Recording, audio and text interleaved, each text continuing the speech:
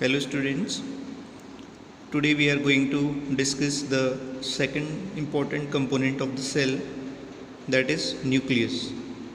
Okay, so basically this nucleus, it is the largest cell component and we can observe it with the help of microscope. Okay, and this nucleus, what it does, it contains hereditary information that is passed on to the next generation. And nucleus is also important because all the activities of the cell, it is controlled by the nucleus.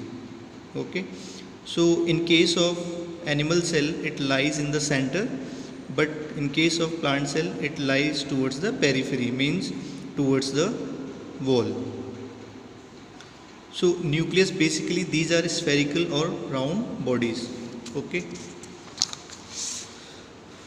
so basically nucleus, it is composed of proteins, DNA is deoxyribonucleic acid, RNA, that is ribonucleic acid, and lipids.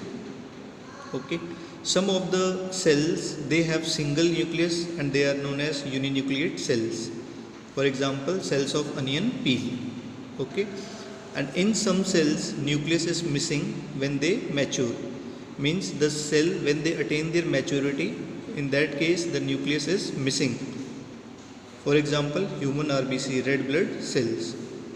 Okay, and some cells have two nuclei and are called binucleate cells. Example is paramecium. Okay, now we will talk about the structure. So here you can see, this is the structure of nucleus. So basically there is an outer double layer membrane which is known as nuclear envelope or nuclear membrane.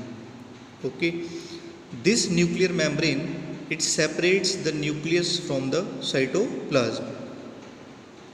Okay, and you can see here on the outer side of this nuclear membrane, ribosomes are present, and these ribosomes, they helps in protein synthesis, means they helps in manufacturing of protein को बनाने में क्या करते हैं, help करते हैं.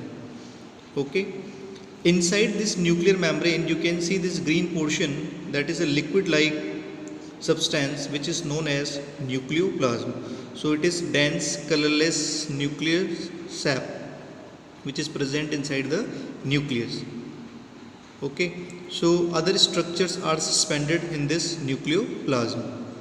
Okay, like nucleolus and chromosomes, they are suspended. इसमें क्या होते हैं, बिखरे हुए होते हैं. Okay, also enzymes, ions, proteins, etc., they are present in the nucleoplasm. Okay, then you can see here there is a spherical structure or round body which is known as nucleolus.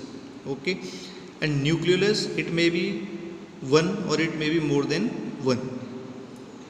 Okay, and this nucleolus, what it contains? It contains RNA, ribonucleic acid, and proteins. Okay, and here at last you can see some thread-like structures or hair-like structures. These are known as chromatin material. Okay, so these chromatin materials, they are made up of DNA and proteins. Okay, and when cell division occurs, when cell divides, these fibers, they condense. Okay, they condense to form chromosomes, and chromosomes, what they do, they contains the hereditary material which is transferred to the daughter cells during cellular reproduction. Okay, so some of the important functions of the nucleus you can see here. It is the control unit of cell, means it is controlling all the activities of the cell.